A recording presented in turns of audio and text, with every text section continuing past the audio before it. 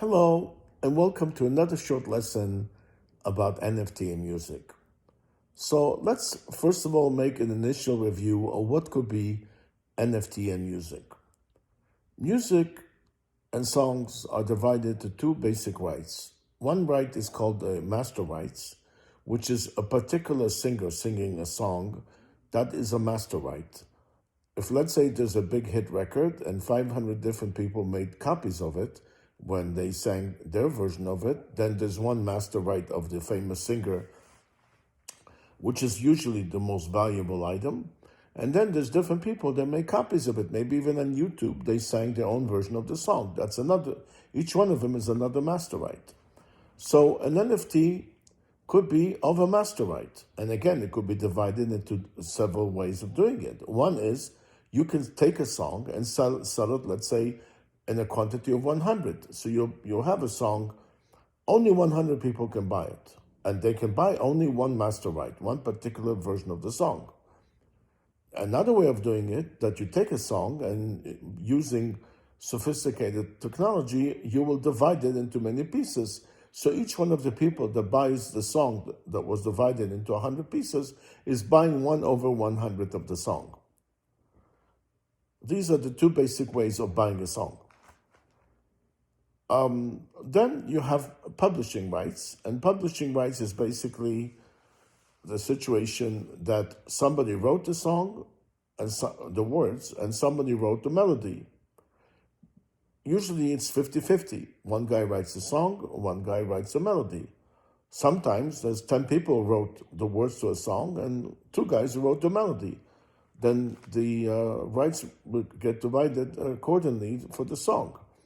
However, what's nice about it, that each one of these people gets an income every year from publishing, which means every time the song is played anywhere, TV, radio, movies, even online, some social media, wherever it is, even if it plays in the club, in some countries, if it plays in the club, you also have to pay. If it plays in a coffee shop, it has to pay. That's called publishing, which could be a very profitable business.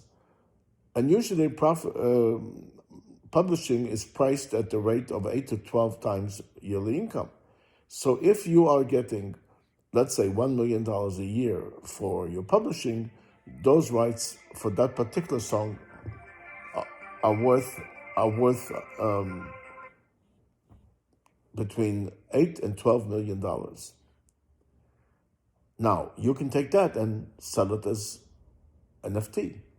However, how many people can afford to pay $8 million for your publishing rights? So then again, it could be divided. You could say, I want to sell my NFT for $8 million or $12 million, and I'm looking for a guy who will buy it.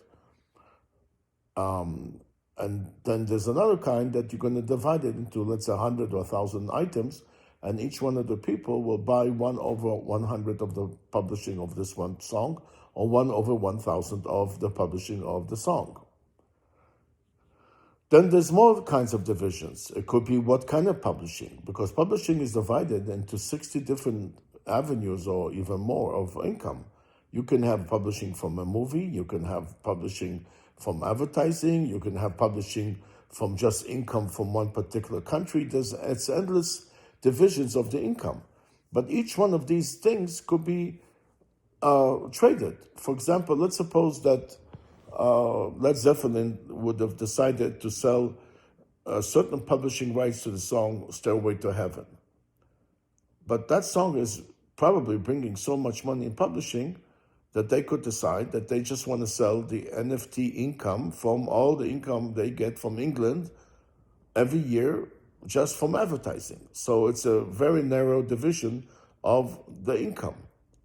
That could be sold because you can instruct the companies that send you the royalties for the publishing to send to a specific person only one kind of income. So this is just a very, very basic explanation of the kind of income that can come from NFT. We're not even talking about music videos. We're not talking about other income, which we will review in another session. But just the basic income from songs could be very interesting for NFT.